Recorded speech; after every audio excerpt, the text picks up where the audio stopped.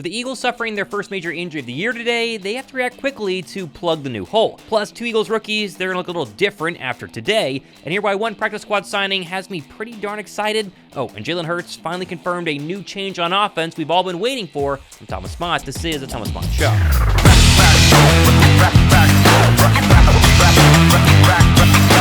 There's a lot going on inside Philadelphia the past couple of days, to include roster cuts, practice squad signings, and of course free agent additions, all of which dropped in the past 48 hours, on top of the fact Philadelphia was inside practicing yesterday as they sit just 8 days away from the long road trip down to Brazil for Week 1 versus the Packers. And sure, there are some minor updates, like Quinyon Mitchell switching from his number 30 he wore all training camp long to his new number 27, formerly of Zach McPherson, and of course Will Shipley going from 39 yesterday to this morning of 28. The biggest news of the day actually just dropped a couple of hours ago, with safety James Bradberry, according to reports, suffering a lower leg injury during the Eagles practice yesterday that will not require surgery, but does involve a tendon, and the recovery is expected to stand 6 to 8 weeks. And I know James Bradberry has been a polarizing topic from the Super Bowl loss all the way up to his position change, and of course making the roster a couple of days ago, but still, he was considered your safety number 3, and now is essentially done going to IR for the next couple of weeks. So I guess who takes Bradberry's backup safety spot? Well, right now, I would assume Avonte Maddox probably steps up as your number 3 safety.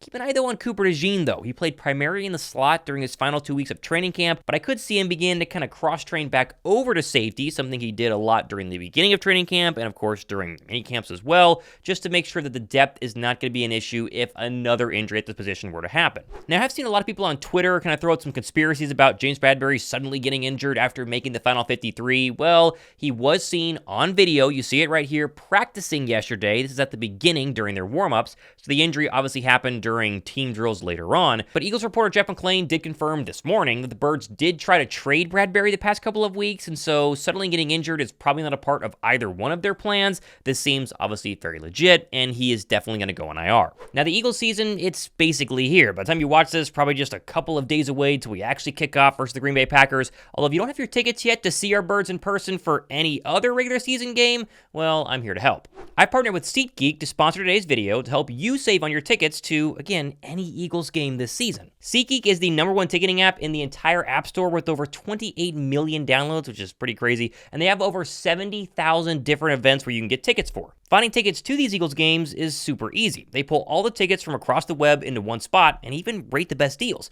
making sure that you get the best seats possible and have the most fun possible. Little hint, just look for the green dot. That signifies it's a really good deal. I mean, right here, section 106, right there behind the Eagles bench, $456, 9 out of 10, amazing deal. I get all my tickets from SeatGeek, and right now, if you want to try them out, just use the promo code MOTT at checkout to get $20 off your next order of tickets. Click the link in my description box to download the app. Again, use promo code MOTT and save on your Bird tickets right now. Now, in terms of the practice squad, Philadelphia officially signed 14 members yesterday, so they technically still have room if they want to sign somebody else. But of course, the members included Oren Burks, Paris Campbell, Dylan McMahon, and Andre Sam. One note on Sam, he could be the safety that gets activated if they're worried about safety depth with Bradberry being out, but they also have a problem at backup center right now, and so Dylan McMahon, as seen at practice yesterday here, or Nick Gates could be converted to an active roster member, and now the Birds have one freed up with Bradberry being hurt. Now, we're less than 1,500 subscribers away from 60,000 subs, and I have to give away 2 tickets to the Eagles home opener pretty darn soon, whether we get there or not. So,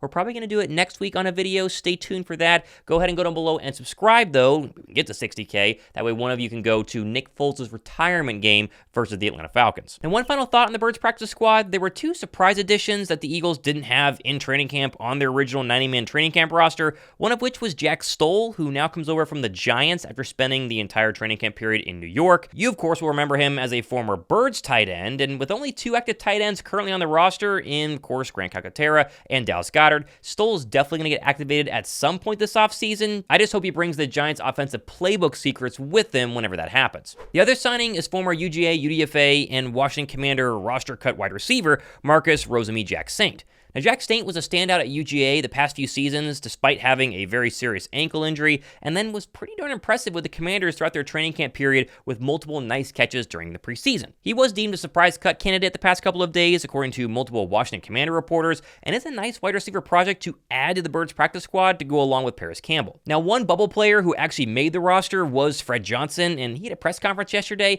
and revealed just how important it is for him not only to become a Philadelphia Eagle, but listen to him rave about Jeff Stoutland basically saying Stoutland saved his career. When I got here, I was so hard-headed, and I ain't want to listen to nobody, especially Stout.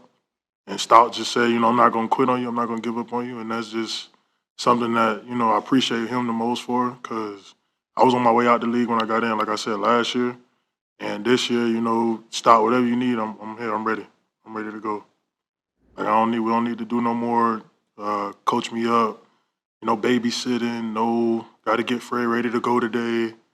I'm ready whenever you need me. Oh, and pair that with this incredible clip from defensive tackle Thomas Booker, also a guy who made the roster by the skin of his teeth, telling the media he found out he was officially an Eagle over Instagram. This is pretty fun. So actually the way it happened is I didn't get a call. So it's one of those things where you kind of wait for that 4 p.m. deadline, hope that your phone does not ring with a Philadelphia area code number that you might not have seen before. But it was definitely a happy feeling. I put in a lot of work. I had gotten a lot of help from guys around me in my defensive line room. As you guys know, we have a young defensive line room, but a lot of young, hungry, really impressive players in terms of, JC, JD, Milton, Marlon, Morrow, guys that are on the practice squad now, Gabe Hall, all those guys. So yeah, it was definitely a great feeling to be able to put the work in and have it be recognized by the staff, the organization in general. But it's one of these things where, football, nothing's ever final. So you're always, earning your spot in the 53 every single day. And I try to just do that by being present. Now, again, a lot of these players I just talked about are either practice squad guys or fringe roster guys, but still, it's fun for Philadelphia to not only have their final roster officially set, but also bring in some new additions to the practice squad who, you never know, could be the next Boston Scott or Greg Ward. Now, speaking of adding new players to your roster, how about the very exciting news out of Dallas yesterday as the Cowboys have added to their backfield by signing Dalvin Cook to create a running back duo with Zeke Elliott that would have anyone in 2019 absolutely ecstatic. Now, both aging backs combined for less than 1,000 yards last year and only 3 touchdowns, with Cook having 0. But again, great move here. Thumbs up for Jerry Jones. He is killing it as GM of the Dallas Cowboys. Oh, and sticking with our rivals in the NFC, the Niners thought Brandon Ayuk and Trent Williams would be signed by now, but Williams continues to hold out, and Ayuk said he was going to practice yesterday, but then did not, leaving head coach Kyle Shanahan just a little bit unhappy. Yeah, I'm optimistic that things will work out with Trent. I'm not sitting here knowing what day it'll be. I mean, we're getting close to playing a game, so my mind is completely on preparing for a game without those guys. But yeah, I feel when two sides want to get a deal done, and usually it happens. Now, speaking of unhappy, ESPN released an article yesterday titled 103 NFL Players Answering 6 Burning Questions About Quarterbacks. And apparently, everybody thinks Josh Allen, Jalen Hurts, and Tua Tagovailoa are the 3 most overrated quarterbacks in the game today, with one NFC East player saying, quote, "How hard is it to throw jump balls to A.J. Brown or Devontae Smith?" And so now I guess having good weapons on the outside makes you an overrated quarterback. You have to have bad weapons. That way you can show how good of a quarterback you are, because if you have great receivers, that's not good because they make you look better. It's not Hurts' fault that Howie wants him to have the best and decided that getting an Eagles roster to be absolutely stacked on offense is, in fact, a good thing in 2024. Plus, I mean, come on, Hurts has had deeper postseason runs than C.J. Stroud, Dak Prescott, Josh Allen, Lamar Jackson, and Jordan Love, all quarterbacks that I'm sure a lot of these unnamed NFC East players would consider better than Jalen Hurts. In the end, though, I'm sure Hurts really doesn't care. I mean, keep the main thing has been something he's preached his entire career in Philadelphia, although I did like his interview on WIP this morning where he basically confirmed that Jason Kelce being gone means no more Jason Kelce running the pass protection on offense, which in turn means Jalen Hurts has taken it upon himself to progress in a whole new way this season. This is pretty good stuff. There's a different approach in some areas and some facets. I think Cam has really done a really good job just taking that role on and really taking on the responsibilities of what comes with leading that group. I think in the end, when you look at this upcoming season and what you may have seen from years past, is just different autonomy in different places. We had a great player in Jason Kelce who took on a lot of responsibility, and as a result of that, I was told not to worry about a lot of things. And so my eagerness to learn and all of that over the years, kind of was halted because of who we had. But now times are different, and I'm excited for that journey for this football team. Now, one of those weapons that Jalen Hurts apparently is not allowed to have is A.J. Brown, and he spoke to the media today and explained that Jahan Dotson coming to Philadelphia, the sky's the limit. He sounds pretty pumped to have another weapon, which again, Jalen Hurts isn't allowed to have, on the Eagles 2024 roster. This is someone that I train with in the offseason. so I'm very familiar with, and just to take the off season and bring it into our room now, it helps out a lot. You know what I'm saying? So from that time you've trained with him, what's some insight you can give us on him off the field and maybe what he can provide on the field? First of all, he's a great person. He's a great person. I don't let people train with me, honestly, and I let him train with me. So I should tell you everything you need to know. How does that come together, that training relationship? He reached out to my trainer, and my trainer asked me. So, it's a one-on-one thing with my trainer, and he reached out to my trainer. He trained, and of course, and like I said, he's a great person, and he works extremely hard. To answer your question, man, he's a great route runner. Now, in terms of wins and losses this season, I've had a lot of comments saying, Thomas, give me your actual wins and loss prediction. And I'm right there at about 12 wins, maybe 13 if everything goes perfectly. Your losses, well, they're probably going to come in any of the Green Bay, Cincinnati, Baltimore, Tampa, and of course, one of those pesky NFC East rival games. You got to play 6 of them. That's where the losses will come from. But maybe I should be drinking whatever diehard Eagles fan Karl Anthony Towns is drinking up there in Minnesota, because he apparently doesn't see an L on the entire Eagles schedule.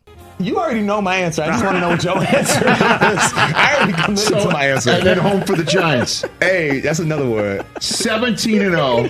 Jalen Hurts may have the most sponsorships in NFL history by the end of the season if this goes this way. Anthony Towns. 17-0. So that's 17-0. I won't say that because the last team I seen go 17-0, they didn't win it. So I would like to have a different outcome than that. There you go. Okay.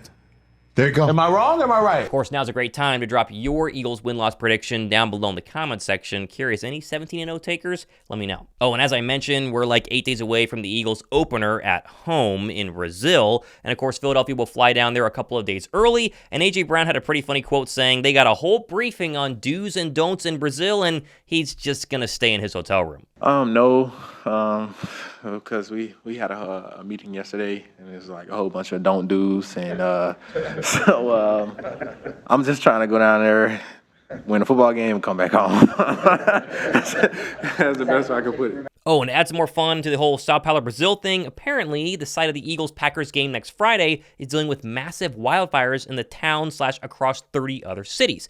The Brazilian Environmental Institute on Sunday said the air quality was very poor. Situation had improved by Wednesday, but not in all parts of the city. Local health services also reported a spike in both asthma and pneumonia. Gotta love it, the NFL just has to make money internationally. I don't hate going down to Sao Paulo, but can't we just keep our one home game against a massive opponent in the Green Bay Packers?